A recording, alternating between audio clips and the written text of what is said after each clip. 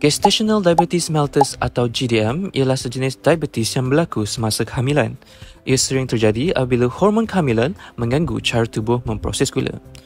Bagi ibu yang hamil yang didiagnosis dengan GDM, pengurusan pemakanan harian sangat penting. Elakkan makanan tinggi gula, amalkan diet seimbang dan sentiasa pantau paras gula dalam darah.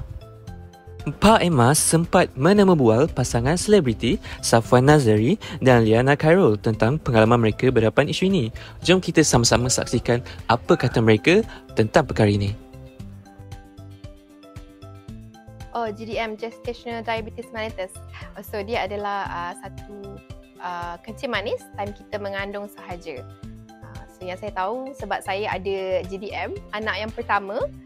So, dia boleh berlaku sebab maybe I think kita punya insulin time mengandung dia berubah So, sebab itulah dia boleh affect orang yang mengandung Okay, saya tak adalah expertise sangat, tak adalah mahir sangat bab benda ni, tapi apa yang wife saya alami, dia memang waktu pregnancy dia ada GDM.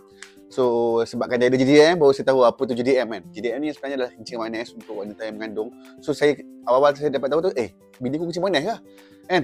Nak kena potong kaki ke apa? Rupanya tak guys, rupanya abang kena relax macam aku.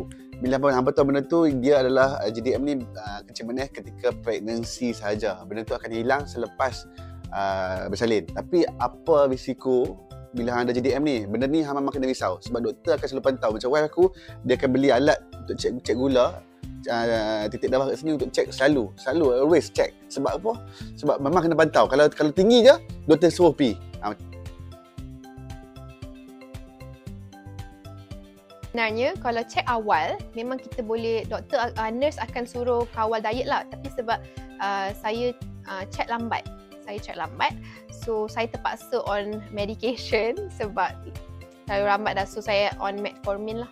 Tapi bila saya on metformin tu maybe strong sangat lah, so macam dia affect pening jugalah tau. Bila ada GDM ni, wife hampa akan teringin makanan yang pelik-pelik punya weh. Pelik-pelik yang donat lah, apalah. Kalau donat tu kalau dah ada gula, ada betul tak lagi gula kat situ. So, apa tugas hang? Hang kena kawal benda tu. Hang yang kena no. Itu tugas suami lah. Walaupun hang akan berperang dengan isteri hang, tapi untuk keselamatan anak hang, untuk keselamatan bini hang, hang kena tegas lah.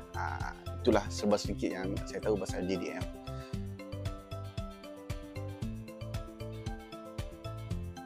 Betul, saya tahu bila kita mengandung ni kita akan lapar pelik, kita akan mengidam macam